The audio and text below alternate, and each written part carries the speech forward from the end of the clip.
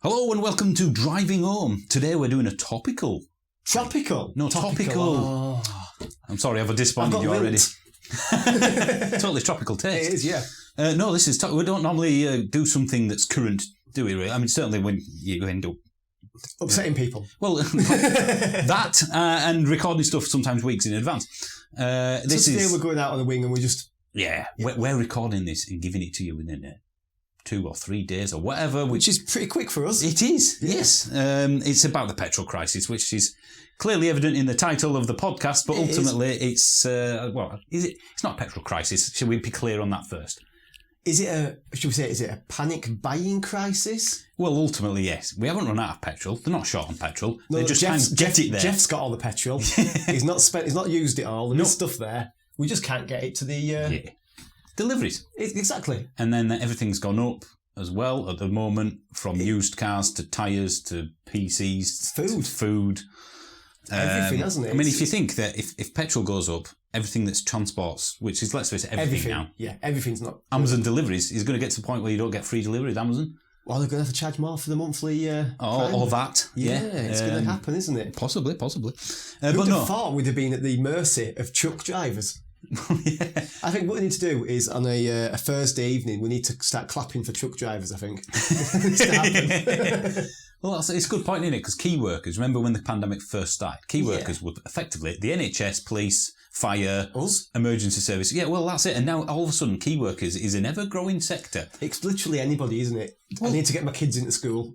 Well, the taxi driver is a key worker now. Well, he is, yeah. If it wasn't before. But it's like we work in IT, basically. We are, I would say, not key workers unless that server goes down and everything shuts down in that building. Yeah. Then, we are key workers. Yeah.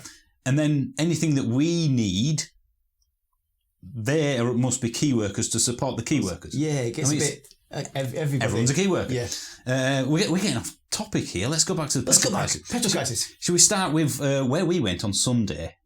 Pickering. Yeah, we did. We went to just Falklandale, just out of Pickering, isn't it? About a mile away. Beautiful place. And we were going to take my weekend car, which is, I'm probably going to get shouted at here, an Audi TT 3.2 convertible. Fully electric convertible 3.2. Yep. And we were going to do the Thelma and Louise tour of North Yorkshire. Yep. And failing that, there was my Mini Cooper S. Yeah, which, my Mini. Or your Mini Cooper S. Yep. Both brilliant to drive on country roads. Excellent. It's where they're made for, isn't it? Exactly. So effectively, we had 3 petrol cars and the Tesla sat in the garage. Yeah. Lovely sunny day, shall we even say that as well? It was beautiful. Last day of summer. It was literally, I mean, you couldn't have picked a better day to have a convertible car. You couldn't, no. It wasn't too hot, but it was sunny. It was almost perfect. Like an advert for a convertible car. Wasn't it? And ironically, out of the 4 cars we had between us to take, we couldn't take any of the 3 petrol ones because... There was no petrol. And you were on the red. Yeah, and in that car, it is literally, you cough and it goes down the extra 20 miles. Yeah. But we ended up taking the Tesla, which had no option. And every petrol station we passed, this was on the Sunday, the first Sunday of the crisis, if you will. And they were all out, weren't they? They were, yeah. I think there were only 1 or 2 that we saw might have had some petrol. But by then we were near Pickering. We would never have made it. No, we wouldn't have made it. Or certainly if we'd got there, we wouldn't have come back. No. We'd have just been stuck somewhere in North Yorkshire, trying to flag down cars for fuel that didn't exist. And that was the irony. That's the thing. I think now we need to go into something which has really irked me personally, and that's the EV community is divided in a lot of things, but for the most part, it's got a sense of humour. Has it? Well, sometimes most of them. Most of them, yeah. There's a few people that spoil it. Well, ultimately, yes, and I know sometimes a joke can go too far. Really? Sometimes. You know what I mean. Yeah. But ultimately, a lot of people did the smug EV thing. In fact, it even made the Daily Mail, didn't it? Yeah. All the electric car drivers going, ha ha, ha ha, ha ha ha, because I'm filling up my electric vehicle far quicker than you queuing up. Yeah, well, I'm doing mine at home, and I'm having something to eat while it's doing it. But even those that I'm sleeping couldn't charge at home were still significantly quicker because they didn't have to queue up or find there wasn't any, and they didn't run out, blah, blah, blah. So in my head, the smug posts, as they were called, were worth every penny for the simple fact that for the one day... in what? Since the inception of a realistic electric vehicle, this has never happened. Since the Nissan Leaf, shall we say? Well, even before that, because there wasn't anything before. The last time this happened was the not the strikes, when they blockaded the fuel, which was about 2002 or 3, something like that. Nearly 20. Basically, it was before any viable electric vehicle existed. Yeah. So this is the first time in ever that the shoe's been on the other foot, and it was for, a few days. Yeah. And everybody with, but it's still going on in some parts of the country, isn't it? It's still quite bad. So so people with electric cars were going, we haven't got range anxiety anymore. Look at you guys. Yes. Can't go anywhere. In jest. Because for it's like Brentford was on the other foot, wasn't it? It's like, for me, Brentford beating Man City. Yeah. For that day, a Brentford fan you'd be rubbing it in all could rub it in, could rub the Man City fans' faces in it and go, we're better than you. When in reality, they're not. There was a couple of people did it, and a few other big Twitter followers. I'm not going to name names, but ultimately we said, I think this is bang out of order. All the electric vehicle drivers doing these smug, comedic in jest posts. But they just said smug post because not everyone can afford an electric vehicle. I'll just let you a bit in that I charged my car fine last night. Well, this is the thing. It's surely everything about, it's all about intent. Yeah. There was no intent by anyone. It was literally, for one day in a decade or 2 decades, the shoe's on the other foot. Do you think they upset some Daily Mail readers though? Well, they weren't just Daily Mail readers. A lot of people on Twitter were like that. And then someone would see that guy's going, I'm not getting involved in this. I think it's bang out of order. Key workers need to get to work and they can't afford an EV. A lot of people can't afford it, which is completely true. Yeah. But this is just a joke for crying out loud. It's like, and then someone else sees their post and goes, yeah, I know what you mean. I can't believe all these smug EV drivers in their ivory towers. Well, I'm pretty sure, boot on the other foot, those people will be laughing if somebody run out of range and broke down. Yes. Oh, look at so-and-so, he's broken down the motorway and the charging station's a mile away. And where does it end? It's like a football crowd saying, you can't say the other team's not very good because they can't afford the players you can. Yeah. I just think, I can understand the whole woke thing, which I don't get into that. I don't want to get into it. I don't want to politicise this podcast or the channel, but this was clearly... Unless it gets a lot of listeners. Well, yeah, maybe. But it's clearly just a laugh. Yeah. And then people have just taken it too seriously. And I've had a look on Twitter a lot, including the people that did the smug posts, which I did one of them as well, and the people that didn't. I can't find a single person who's complaining, saying, guys, I can't afford one of those and I couldn't get to work. I'm a doctor, I'm a nurse, I'm a whatever. Yeah. I can't find anyone complaining. So who are they defending here? It's not being smug that I can afford something you can't. It's about a car. Yeah. That's all it is. Yeah. If you'd have said, well, I was being smug to the £70,000 Audi driver. Yeah. But on Twitter, how can you possibly differentiate that? No one was having a go at a key worker or someone that can't afford a car. They were just going, for today, I can laugh at you. Yeah, and then it's back to normal. It is, yeah. Driving past the petrol station, looking at you all queuing up. Yeah, and I just think, the thing is, a few of those people that posted that up, I've followed them for ages. Yeah. Some I don't like, some I do. And you're not going to agree on everything. But I remember many of them going, I've just got this... there's been a power cut in my area. But my power walls kept the energy on. Didn't even notice. Well, you're rubbing it in. How dare you? Rubbing it into the people that don't have a power wall. I can't afford a power wall. So if I have a power cut... Why is it, one good for one and one not the other? It just gets on my nerves that people get outraged at something in the EV community that doesn't exist. You're generating animosity between two people that wasn't there. Yeah. I'm sure someone listening to this will be on one side and someone will be on the other. Oh, exactly. Yeah. Some people are going to go, well, I don't think it's fun because, if you can't afford an EV, well, for that it wasn't aimed at anybody in particular. Banter is probably the best word for it. There was no insulting, there was no intent behind any of it. It's become a dangerous place where you can't have a bit of a laugh and a joke, doesn't it, between people? Life's serious enough most of the time as it is. If you can't have a bit of a joke... Let's not strip the life out of stuff. Yeah. I have to... I won't say censor myself, but every time I put a tweet up... I have to censor myself all the time. But if I put a tweet up that's about like the petrol crisis or just a current event, I have to read it to myself and go, right, am I going to get annihilated for this? Yeah, Because it only takes one post to ruin an entire social media career. Which you may have, exactly. And you may have put something up in really, all the best interest, and suddenly someone's picked it apart and going, But what did you mean by that? Oh, well, no, it was innocent. But it's too late once it goes. Oh, it's gone, yeah. In fact, shall we mention that joke that we made a few years ago on when we did a trip around Scotland? Bearing in mind that we were suffering from sleep deprivation at the time. Well, yeah. I mean, effectively, and it was there for all to see. It was a joke, basically. It was the name of a town that sounded funny. Yeah, we won't mention it. I mean, no, let's not, because I don't want to upset anyone again, even though I don't see why that anyone was upset. And someone picked up on it and said, "You've just said people from that town have this." And I said, no, whoa. No, we didn't. And here's the proof. Here's the live footage that we posted. We said this. But by then it was too late. It had been blown out of proportion. Nobody was interested in what we said. His followers then jumped on. Yeah. And their followers jumped on. Then I can't believe you just said this is ridiculous. To the point where he then contacted the sponsor. It was a sponsor of the video was sponsored. He then contacted the CEO of that company. Yep. To say, is this how you? Is this sort of people you deal with? Company? Yeah. Is this sort of people you're sponsoring? Yeah. And ultimately, once I've spoken to them and explained, they couldn't give a monkey's, quite frankly, because they understood. But that's the thing. He jumped to a conclusion. Yeah, and the thing is, that could have ruined my YouTube channel. Well, the other people who were jumping to the same conclusion obviously hadn't seen the video. No, they just believed him. Oh, right, well, he must have said that then. Yeah. And again, you can ruin stuff. Guilty without trial. He's literally that, isn't it? You can often look at a text and read it several ways, can't you? I wonder if that's the problem. It's maybe. When you're face to face with somebody and you're having a bit of a joke and a jest, you have the eye contact, the inflections, and everything else. and you can like tell that. if you've genuinely upset somebody, you can tell, can't you? And I understand, the whole thing that people can't afford stuff, which is why we try and mention it every other time. Help people out. We've been there. Yeah. We're both from probably one of the poorest areas of the country. I'd say so. Certainly back when we grew up. Oh yeah.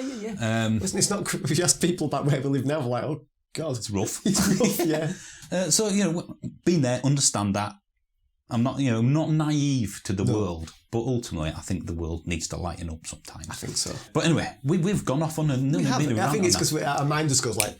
Well, it's one of those things sometimes that I think you just like, I just need to get this out there because it's rubbing me up the wrong way. Yeah. And I don't think anybody should be vilified for making a harmless bit of banter, not even a joke, because some jokes can be bad and crass. Well, do you know what it is? If you don't like it and like what you read, unfollow them. If I'm watching telly and I don't like what I'm watching, I just change it. I don't write to Netflix. Yeah. And go, dear Netflix, I was watching this, and to be honest with you, I was quite offended by it. All you need to say is, would you find it quite funny if, I run out of electric being who I am? And you probably go, yeah, it'd be quite ironic, wouldn't it? Exactly. And ironically, in some ways, one of the people that was on the other side of my coin, if you will, many times in the past has done he's from Yorkshire. That's fine to insult my heritage. Well, yeah. Because I have a sense of humour and I don't mind. Yeah. But should we get on the petrol crisis? Yeah, so if anyone's got any petrol that they'd like to sell us.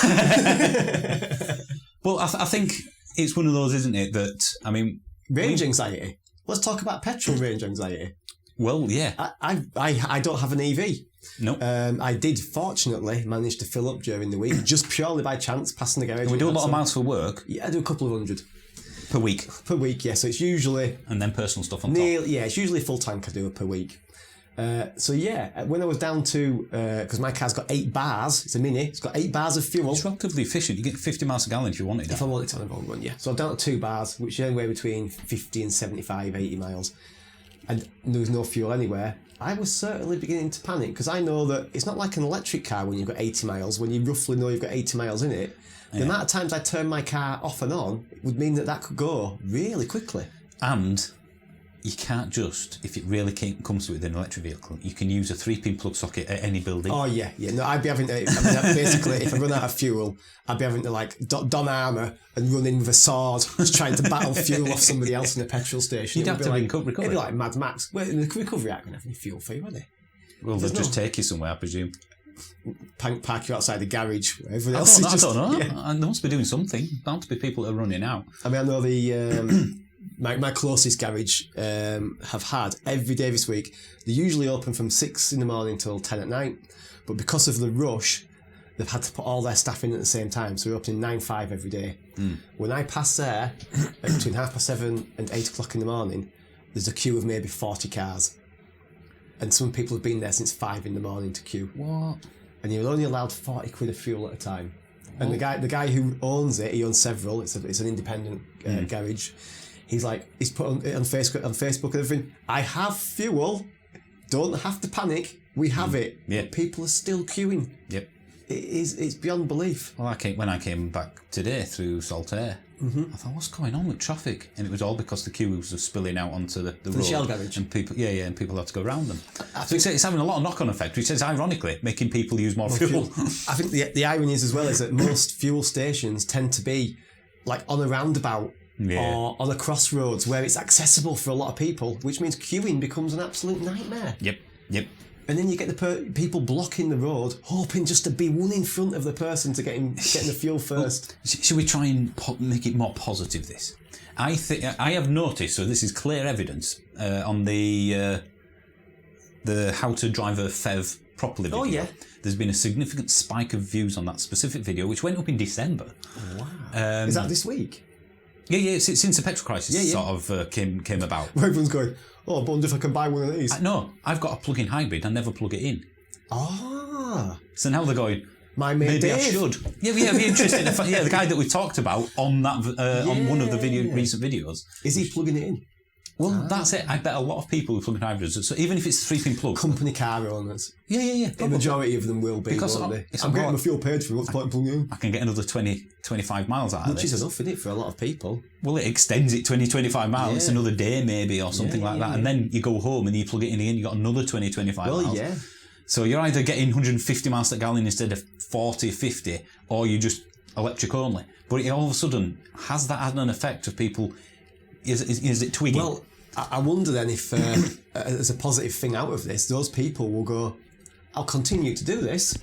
Yeah. I wonder though, if you have a company car, how does it work with company car with charging at home? Can you get that back off your company? I know Volvo, a few people contacted me and said, I'm on we've got Volvo company cars. And where do they work? I'd love one. And they had a scheme, I don't know if it was run by Volvo or it's something Volvo did. But for every mile you charged at home, because it's recorded by the car, you got paid. I think by Volvo or the lease company or someone. Okay. So basically, it incentivised people to plug it in. Which is what it needs. And that was with plug-in hybrids, not electric vehicles. Yeah. So basically, if you've done 3,000 miles on a full electric, you would get X pence back per mile. As long as you're getting at least your money you put back into it, then it's fair enough, and that's a brilliant idea, because it means that even a company car guy is going to go, I'm going to get paid for plugging this in. Yeah. And I'm getting the company to pay for the charger installed in my house. Because you think, most people, it's going to sound bad, but most people are very lazy. They're going to go, well, I could plug it in and I could use my own electric and it would cost me, or I could just get work to pay for it all on the fuel card. Yeah. I think if we can incentivise it, definitely.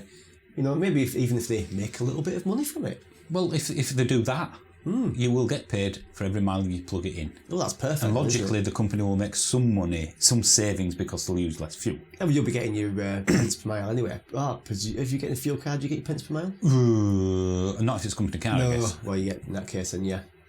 But I think that's a cracking idea. Yeah, that's because a really good idea. It will, again, incentivise. And then I think a lot of people will hopefully watch that or plug in, like you say, and then go, I've just done 5 days and I'm on electric only, or if they've got a short enough commute, barely used any petrol. So maybe that 150 mile electric vehicle is is more than enough. Yeah, especially if you've got 2 cars in the household or whatever. Well, I think anything around 140, 150, I think is ideal for most people. Yeah, it's only the long journey-ism, which is another kettle of fish, and we're not getting that now. No. But I that's why we do FEVs on this channel, because it's a way into people's. It's opening the discussion. It does, doesn't it? It opens it up to people, and people, even if they get a FEV, are going to go, actually, I'm doing an awful lot on that. Yeah. I think a lot of people maybe will get a FEV and go, actually, I could have got a BEV. And if I looked at the comments on that how to drive basically a FEV video properly, quite a few of them are saying, I've actually watched this, it was good, but then I watched the rest of your channel and I think we're going to go. I think we're going to go for an electric vehicle. Well, yeah, instead of a FEV. So surely that's a win. So we're engaging with FEV owners or people that think that they're the only option, and then showing them. I think the thing is engaging with motorists as a whole, not just engaging with a small sector of them. Engaging with anybody who drives a car. Yeah, I'll just have a look through them whilst we're talking, but I think that's why I think FEVs are demonised in the EV community. They shouldn't exist if you go off pure logic and a computer was running the world. Who uses pure logic? The human beings don't do it. Like I said, people are lazy, people are path of least resistance, they want what they're used to. So why not engage, all right then, well this is the best plug-in hybrid, and whilst I'm talking to you, do you realise that actually you probably could own an electric vehicle in this circumstance? And here's some videos to watch. I think the thing is as well, you've got to think that if somebody buys a FEV and they're doing between 50 and 80% of their journey on battery, then at least they're not using a petrol engine all of the time. Yeah, I mean, I get the whole thing of it's doubly complex. There's an electric and a petrol, but quite frankly, think of every hybrid, including the one that's been around for decades, the Prius. I don't know of any. There is no reliability issues there because the petrol engine's a proven thing, and electric is very to go wrong. Yeah. So this whole thing that you got two things to go wrong, it won't exist. No, you're gonna. If anything, it's just going to be as reliable as a petrol car. Probably yes. But I think that's something that we need to do more of. Let's not pretend it doesn't exist. Let's try and control it and steer people in the right way. And then things like this petrol crisis. It's not going to be forever though, is it? No. The FEV is a short-term vehicle. And this is exactly what we've been saying, isn't it? You've got to watch the whole video. Yeah, don't just switch off after you've got annoyed. Yeah, I mean, that video has had well over 90,000 views since it went in December. And there's a lot of people that are subscribed from it. Well, that's as in by what really, they've clicked on subscribe on that video. I don't, obviously they might get. So surely that has made an EV far more of a likely thing for them to buy because they're all of a sudden engaging in your channel. Exactly. So why not let pretend it doesn't exist? For me, it doesn't work. Yeah. And we've proven many times that not everyone can get an EV yet. So it's not as good as a BEV, but that's not the point, is it? I think there's that. And back to the petrol crisis again, we keep on going off on one. There's too many things to talk about. Well, there is. It's all linked, isn't it? Yeah. We should record this and make it so everyone can hear us. Yeah. But I think that a lot of FEV owners will suddenly be utilising it properly right now. Well, I think they'll be going, I can treble my MPG, maybe. Charge at work. Yeah. I can double my miles per gallon. That means all of a sudden my petrol lasting twice as long. Yeah, and getting work to maybe install some charging points. Well, I read, again, I guess there's all sorts of stuff going around, but I read this week in many of the papers that electric vehicle searches online has gone up 70% in the last week. Which means prices will go up. Well, should we touch on that? Because we keep an eye on the market. I think some people like looking at Rightmove and seeing house prices. Yeah, we look at cars. We look at Auto Trader and eBay and often spend hours on a night WhatsApping each other. Yeah. Have you seen how good they've priced this car? Cars that we can never afford to buy. Or cars that we should have bought a year ago because we could have done and now they're worth a fortune. But my Model 3, I paid just over 40, I think it was 40 and a half. I've just looked for the cheapest 2020. Yep. So same age. Model 3 Standard Range Plus, basically my car. Your car. I've just looked on Auto Trader, I haven't looked everywhere, but the cheapest one on Auto Trader right now is just under £41,000. It's 18 months old. So I think what you need to do is you need to sell your car and just get another one. Buy another one. Because delivery time's November, isn't it? November for a new one. Wow. So who on earth is driving these prices up? And it's bonkers. Is it people that don't know how to buy one from a website? Auto Trader you'd think is similar. I mean, is it going to go? The only thing I can think of is I need one now. Yeah, but there's no used stock on Tesla. There's nothing in the used, like the nearly new inventory. So if you want one now, it has to be one of those. Yeah. And there's only, I think, 4 or 5 2020s. There's some a bit older, but I'm on about the ones that are my equivalent age. to yours, yeah. So there's only 4 Model 3s. That's What's my age. What's the Model S doing? I haven't looked actually, but that'd be interesting. That for me has been out long enough. I'm just wondering whether it's risen back up slightly. Well, the Model S for me, I think before 2019, is an untapped resource because it comes with, or it came with up to I think it's 2019, an unlimited, infinite warranty on the battery and the drivetrain. So I've seen Model S, the facelift one, it was a 2017 one, it done 135,000 miles. Fair enough. It's not much in electric terms, people look at that and go, that's a high miler. It's clearly spent most of its life on the motorway. Yeah. It had another 4 years of warranty on the battery and drivetrain left. Wow. And do you know how much that went for? This is a year or so ago, so it's not recent. Go on. 26 grand. Wow.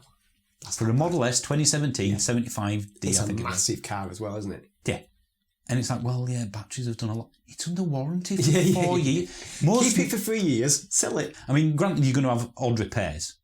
I mean, I'd say, well, I'll tell you what, buy that for 26, put 2 grand to one side, so it's 28 grand car, just in case the handles stop working or the, You can fix a lot of the things. Other repairs. There's enough YouTube videos, isn't there? And people and garages that can fix EVs. Yeah. Well, do you sell your Model 3 and get a Model S? It's too big. Lana won't drive it. She's always said, it's too big, Andy. You've got to, You've got to be careful with it. We can never do a video or podcast without going down certain routes, can we? I'm talking about getting the car in the garage. Got to be careful because you could scrape the sides. Oh, God. I'm not going to take that out. We're going to have to put an 18 thing on these podcasts, aren't we? Talking about getting a vehicle in anyway. So anyway. Fuel prices aside. The last time we rented a Model S, I guarantee she won't drive. It's a massive car. It's a big car, innit? I mean, I wouldn't want to park one in most of the parking spaces in supermarkets and stuff. Yeah, it's just too big. The Model 3 is about as big as realistically you want to go in the UK without any special requirements. Yeah. But that's the thing, isn't it? I'm thinking it's not EVs. They've gone up and they've always held the value. Every car. I mean, we've kept our eye on TTs for what, 4 or 5 months? I'd say since longer, probably since when you got just after you got the Twizy. So that was 6-7 months ago. Yeah, a long time. Because you were looking for one for a while, and then I've looked into one for now. I'm hoping to get one, bidding on one on Friday. Buying them a car by mistake. Have you seen how cheap these are for what you get? Yeah, I'm going to get it. But every car, petrol or electric, probably more electric, but in petrol, they've all gone up. It's ridiculous proportions. Well, I mean, have gone up. Mine has gone up by £2,000 in the last year. It's just bizarre. But I'd sell it, but then... so that ultimately means that only people that are going to benefit from this are people that can buy a brand new car. So the petrol crisis is only going to worsen this because logically, if you're in that position, you've got to buy a used car, and all of a sudden that used car's gone up. It has, yeah. Which is good if you're selling one, but very bad if you're just about to buy one. Fuel prices are going up. Fuel prices have gone up. So this crisis is just it's like another nail in the coffin, isn't it, for people who can't afford stuff? Yeah. Well, yeah.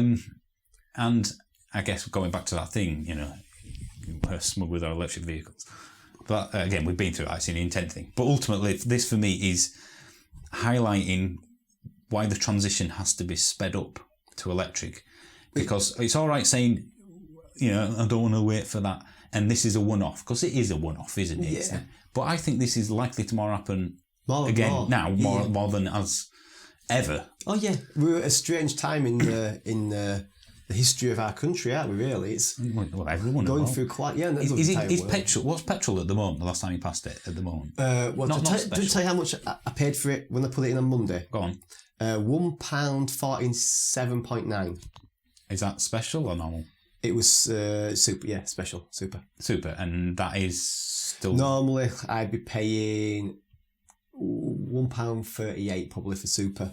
And that's not just because of the petrol crisis, is it? No. It's been going up a while. No, that's up for a while, yeah. So is that going to push people into EVs more? Because the more petrol goes up... I think the trouble is that people often look at an EV, don't they, and go, it's costing this much a month. But when you do what I would call the sensible man maths and figure how much you're putting in fuel, we calculated it, didn't we? Yeah. I'm putting 160 to £200 of fuel in my Mini each month. Yep. I could lease a Volkswagen up and put electric in it and probably still have enough change to buy, and to keep the Mini. McDonald's. And keep the Mini as well. Yeah. Presuming I keep doing the mileage I'm doing. Yep. If we get a lockdown, then that won't happen again. But yeah, if I was a gambling man, I'd go, I'll have that. Yep. I'll have 3 cars sat on my drive. You and your ivory tower. Yeah. This one's costing me nothing. Well, that's the thing. You should never have to buy a car, or you should never be able to buy a car and ultimately be better off by owning 2 cars than one. Yeah. But that's what electric vehicles are doing for you if you do the more miles you do, the cheaper the car is compared to petrol. But we should point out as well, as you and, well, me less so, but I found out electric is going up as well. It is, a lot. It is, yeah. And gas. Yeah, well, my tariff ends tomorrow, and if I want to sign up to a new fixed tariff for 24 months, effectively I've gone from £980 to £1,820.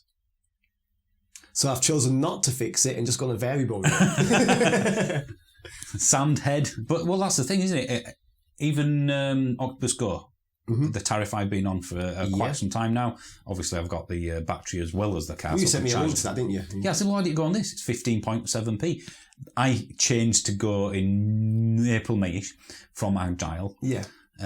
Most people will know that from watching the channel. But basically, that was 13.4p or something. So it's gone up to 15.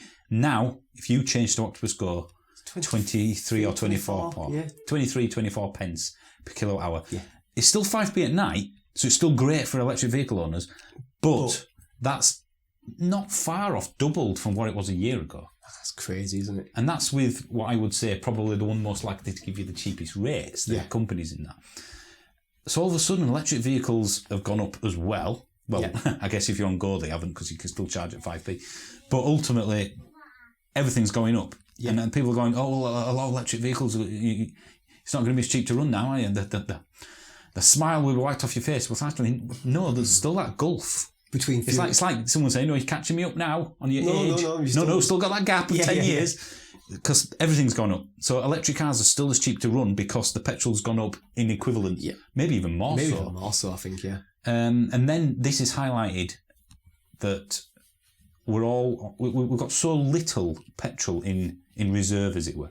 You know, people use X amount a month, X amount a week at a petrol station, so we only need to get that delivered. Yeah, suddenly they'll fill a tank. Yeah, suddenly there's a big panic on, boom. Yeah. That won't happen in the electric vehicle world, even with people charging at home and that. Well, you get that, don't you? What will happen if everyone charges the car all at the same time? Well, I'll tell you what, we won't be queuing down the bloody road for 3 hours to get electric, will we? And ultimately, it won't happen. Well, it'll just trip down, won't it? It'll just, if loads of people in your area are charging at 7 kilowatt or whatever, it's going to just knock it down a little bit. Well, the smart chargers will just reduce the charge, just for a bit, until it can cope again. But that's the point, isn't it? Typically, there's a lot of electric at night as well, isn't it? That's why it's so cheap. You charge at night, there's loads of electricity. It's never going to be a problem. But it proves the point that people will not all fuel at the same time. Yeah. Just like they haven't for the last 20 years or more with petrol. Yeah. People don't get petrol at the same time unless something happens that makes it happen. So we won't be having any blackouts or any of that cobblers. It's one of those worst case scenarios that someone's wrote paper doomers, isn't it? Doomers and gloomers. Let's make some news. Have a non-news story. I'm not getting an electric car because there's a possible event in the next 20 years that for 2 nights we might have a blackout. Yeah. What? Yeah, exactly. So yeah, it's for me. I think this petrol crisis is going to accelerate EV interest. Adoption. Interest, I think, definitely, and probably therefore adoption. I wonder. Yeah, I'd say it's 70% increase in searches. It's clearly had a do you think? I mean, with EVs and people, it'd be interesting to know what the age group of these people are. Is it mainly mature people who are thinking of adopting EVs? Is it because they can afford it? Yeah. Is it aspirational still for younger people to want? I mean, everyone wants a Tesla. Given how many, we work in schools, primary schools. Yeah. Almost every time not so much now, but almost every time I drive in, or you drive, it's a Tesla. We went out on Sunday. A couple of kids crossing the road. Yeah, Tesla. So I think the younger generation definitely get it, but they're too young at the moment to be in it. I think it is more of a Bradford. They might nick it. Well, yes, from someone who has had a car that was stolen and taken to Bradford, I can speak with authority on that one. I think before anybody from Bradford complains. The best car thieves in the UK. Absolutely. Yeah. Do you know what? To highlight what that's a joke. Yeah, but that's what. Do you know what I've just thought in my head then, very briefly? Are we going to get to the point where I'm nervous to put this podcast up because we've just dared to say? Because we talked about fitting the car in the garage, and that. Well, because we've basically said I don't agree with you. Well, I don't. That's what effectively we've done in terms of what we mentioned at the beginning. Yeah. And I shouldn't have to think. Well, should I post this up because I don't want to ruin my social media career because I disagree with someone. What? But it makes you think, isn't it? That's the problem. Yeah. Anyway, you're constantly watching every word you say then. Absolutely. And then somebody on the button. Beep, beep, beep, Yeah, I need a beep version. Yeah. But not for swearing, ironically. You can probably do that. You get away with that, yeah. But yeah, I think ultimately this is going to accelerate the curve, but then I don't think the manufacturers will be able to keep up with an acceleration of an already fast curve of EV adoption. I just hope as well that they don't start putting prices up.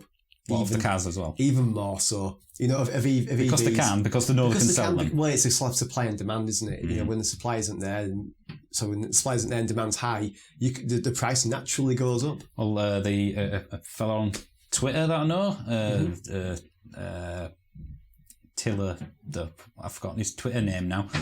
He's got a YouTube channel, basically. Go and watch it. He bought a Fiat 500e. All right. Because he had ordered the Ioniq 5, the launch edition, and it was 6, 7, 8 months off. He needed something just to get him back. He needed something because his Nero, which he loved, the lease had ended. Yeah. So anyway, he bought that knowing that he would be able to get most of his money back, or at least gambling on it, and get some stuff for the channel as well. Just a bit different, isn't it? Yeah. And he sold it after, I think, 6 months for about £500 or £600 less than he paid for it. That's some good motor. And guess who bought it? Ooh, somebody from his YouTube channel? A main dealer. Bought it back off him? Not a trade, not Pi X. Wow. Just rung him up, said, I'll give you this for it. They haggled, got to the price, and he drove up, bought it, and took it back to sell it on his forecourt. And that same car, because obviously you can quite easily find it, it's up for £2,000 more than the list price of that car, even though it's 6 months old. I have a similar story. My neighbour's got a Civic Type R that he's had for, I'm guessing a year.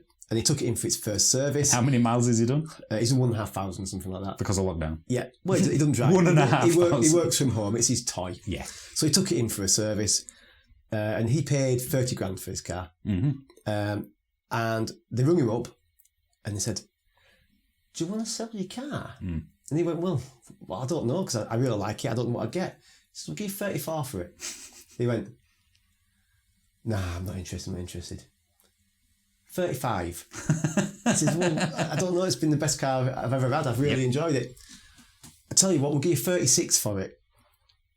And he's thinking, I've made 6 grand in a year on this. For owning a car. Yeah. And I've had some enjoyment out of it. Yeah. And for a brief moment, he thought, I'm going to do this, but he thought, what am I going to replace? I'm going to have 36 grand to buy effectively the same car again, which is 36 grand now. It'll be second hand. And I won't know who's owned it. I won't know. He's very particular. But it just goes to show that second hand cars, that's going to pay 20%. That was a dealer. I'm pretty sure if he went, shopped around, he'd get a lot more for that. Well, we've had it with someone at work, haven't they? I think he paid 18.5 for a car. 3-4 months of ownership, did he have it? He didn't buy it new, did he? He bought it a year old. It was a year old. He paid 18.5 for it, for a Cupra. I think he said he got as a part exchange 22.5, 23. Wow. So he made about 4 or 5 grand. And that's a Part X. He didn't sell it. Right place at the Even right the time. dealer, when he said this is how much we're going to offer, because they just go off the guys, don't they? He says, I've never seen this before. Yeah. So he owned a car for, 6-9 months, whenever. Yeah.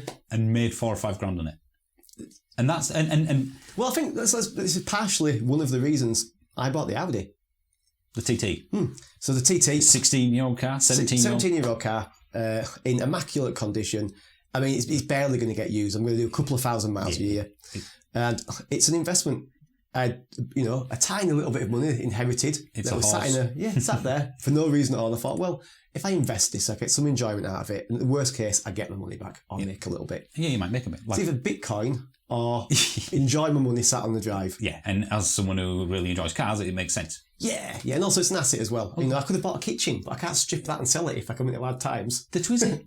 Exactly. I bought the Twizy in February because I thought, well, I've got some money, I can get it, we'll get some good footage for the channel out of it. It's bonkers, it's a laugh.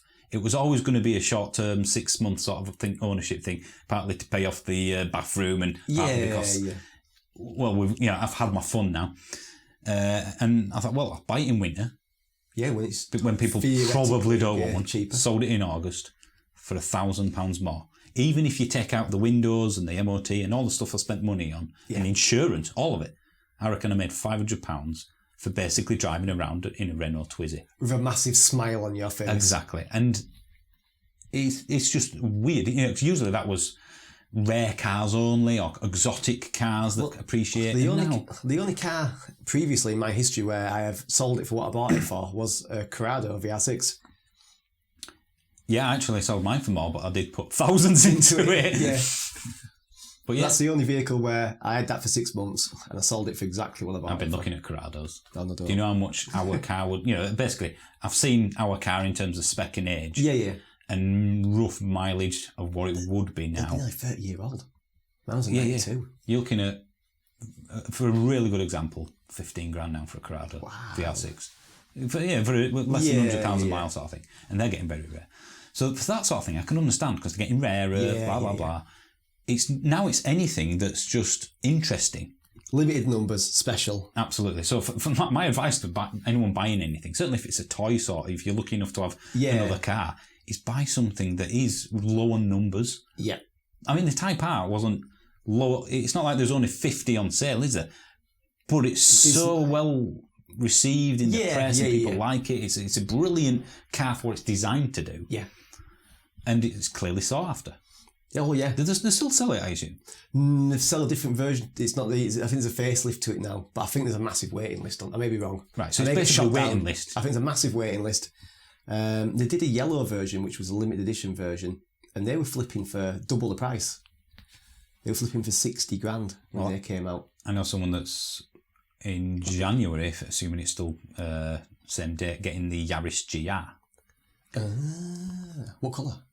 Ooh, I couldn't tell you actually. I know it's it doesn't matter, does it? I know it's basically going to put a roll cage in it. It's already taking it to them specialists. I've forgotten what they're called now. Mapping it, exhaust. It's going to be a track beast. This is exactly what it's designed to do. Yeah. He has already been offered $4 grand more than the price, the list price. Effectively, he's paid. Which so someone's offered him to buy it off him already. To take his place in the queue, basically. Yeah. Wow. I mean, he said no because he's like, I want it. Yeah. And eventually, they are doing limited, run. But I think, this is the confusing thing. Is it just a case of the gulf between those who have and have not is growing? Because I think so. In a country where you think people don't have anything, a lot of people are buying expensive toys. Oh yeah. And it's not, I mean, arguably we're in that mode now. But it's like, well, actually, we're in our 40s now. We're old. We've both worked from 16 onwards. Yeah. We've earned it. But I think we've become those annoying people, haven't we now? When you're a kid and you go, how come he's got that? Because we're old. Insurance costs We've nothing. had a mortgage for long enough now where it's actually cheaper a lot cheaper than it was in relative terms and all that. We've got lucky, didn't we, compared to the generation now trying to get a mortgage. Well, that's the one thing I worry about with Alice. The only way she's going to be able to afford a house, or should I say a deposit for a house, is if we give her the money. Yeah. Probably. So, well, who knows? I mean, that sort of thing. But in terms of electric vehicles, if we have, 13 and a half years left before the FEVs are banned, at the moment, there's more on the road than ever before. I mean, they're everywhere. Yeah. And I don't just mean, look, it's an EV. They are literally every other car that passes. Well, Tesla now is just like white noise. E-trons are everywhere. Yep. ID3s are selling well. For me, they already can't keep up. There's loads, isn't there? Yeah, they can't keep up with the demand already. So how some manufacturers. Gear up? So if this is going to accelerate things even more, this is going to make it even worse. Is it almost like that some manufacturers just need to ditch diesel altogether? But then, I think some have. You need a model in each bracket. I mean, for instance, the Volkswagen ditch diesel. And if you've got a diesel, you have to get one from Seat or Skoda. So Volkswagen can concentrate on just doing the ID3 and 4, bring the prices down by producing more of them. I quite like the idea what Volvo have done. They've ditched diesel already. Yeah, I think it's a petrol. I think basically very soon it'll be hybrid, plug-in hybrid or electric, no diesel. So effectively, a plug-in hybrid has replaced the diesel. Yeah. In terms of same cost and probably same MPG overall. Yeah. But I think maybe if you get a family car and a small car with a petrol diesel engine option, probably maybe petrol, and then do that. But this is where the Stellantis group has the advantage again, because they just tweak the production line to produce more electric instead of petrol. Who'd have thought? Well, I think that, we've been, for years, I remember doing a video in like 2016, 17 saying, I think the tipping point will be about 2020. Yeah, I think we're here now. I think it's already the tipping point is we've tipped. Yeah. The only thing that's stopping people is part infrastructure, part cost. Yeah, I think the majority of people, if they were lucky enough to be able to afford a new car, would want either a plug-in hybrid or an EV. If you can easily charge one and afford one, I don't think anybody needs persuading. I mean, there's stuff that used to come out 5 or 6 years ago. The batteries will last 2 years. Yeah. The range is 60, 70 miles. A lot of people have got, majority of people now go, that's rubbish. Yeah. Well, my mum's looking to get a new car, and she started talking about, EVs. I'm like, oh, you can get it up for this much. Going, really? Yeah, get one for this much. Now, how much will that cost me to fill it up? Well, that's the thing. It's like you're pre-buying fuel with an EV, isn't it? Yeah. You spend more on the car, but then you get it back for every mile you do. So she's going to have a look at getting an E-Up. Which I have to say... And drive it to Yorkshire. Cracking I car. think so, yeah. I would genuinely replace my Mini with one if for whatever reason I had to go full electric. Yeah, that's sort of in my mind at the moment. It's just... There's still... it's like, it's a bit out of the price bracket for a car that ultimately does 3,000 or 4,000 miles a year as well. Yeah. So, and it's just an enjoyment thing. That's why I don't want to get rid of the Mini, because what would I replace it with? Well, once you get your out... Yeah, the TT might mean, do we need the... Yeah. But then Lon will go, it's a Mini though, I'm isn't not ready for full electric yet. And I'll go, well, you're not taking the TT at shops. Do you know what it is? I think the Mini has got such a personality. Yeah. And she likes the car, loves the car, maybe, I don't know, I'll have to ask her. And that's quite rare with non-car people. Yeah. And I'm sure she'd really like the E-Up. She might even love it, I don't know, maybe she does. But ultimately, it's a difficult you can't buy one and then worry about it. Yeah. Can you? I think the E-Up a cracking bike. There's some good lease deals out there. Or the Seat Me. Yeah, well, actually, if you're leasing one, the Me was substantially more expensive than the E-Up. Probably. Oh, right. That's weird. I wonder if it holds its value more. Or Volkswagen would produce more. More of them, yeah, and have to get rid. So there's a waiting time, though. Waiting time was next March. Really? Yeah. Wow. Up to 6 months waiting. I've had a look online at some used Ups and Citigos and whatnot. And you're still looking at 19.5 grand it's a lot of money, for the like a year, 18-month-old one, which basically means it's dropped nothing, £500 to £1,000 tops in 18 months. It's nothing, is it? So second now, if I were going to buy one, it has to be new because used are so bad value at the moment. Yeah, well, you might as well just buy new, and then make on it. When you hand it back, PCP. Yep, that's why I think leasing at the moment is stupid. PCP finance. Well, how much money are lease companies going to make when you hand it back? If anyone hands the car back in the next 12 months, then lease companies are going to be laughing their heads off because they've charged you £500 a month for that Tesla, and now it's worth almost what they paid for it. Yeah, they're going to be making hand over fist, and they're not going to be passing that on to the consumer. Oh no, that's part of what they're and rightly so. Yeah, which is why ultimately I don't like leasing, because you might say at the moment it's idiotic. Yeah, because I can't see this changing in the next 12 months to 2 years.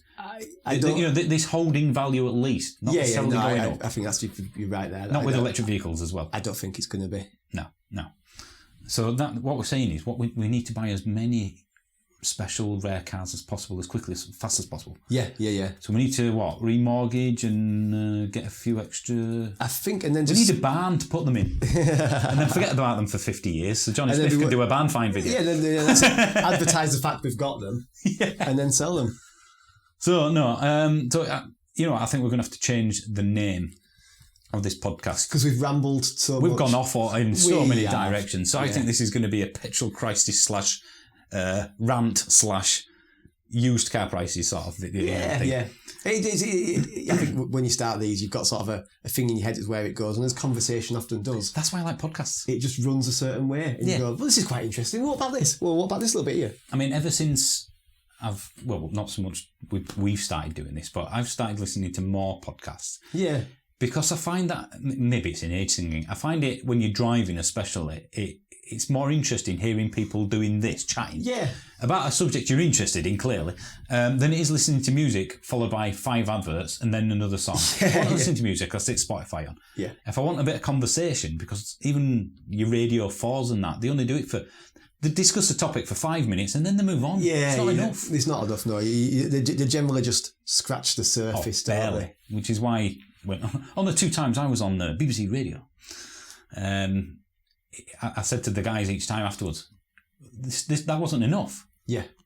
You cannot talk about that topic for 5-6 minutes. Yeah. This is an hour. Yeah. Give us some bullet points. Exactly. So, yeah, I think podcasts, apparently they've ballooned over lockdown. The popularity.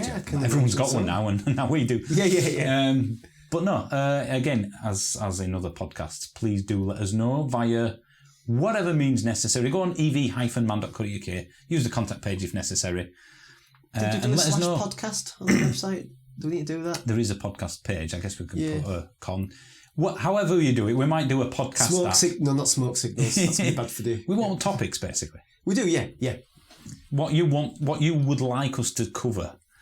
It could be anything that's kind of EV, green energy related. It doesn't have to be specific about a car. No. That's too, because we'll end up going off on one if we do. Yeah. If you've got anything that you think might be interesting for us to discuss, then please, by all means, contact us. So, right, well, let's end this podcast. I think we've probably still got... I think I can still go on social media. I don't think we've done anything too bad.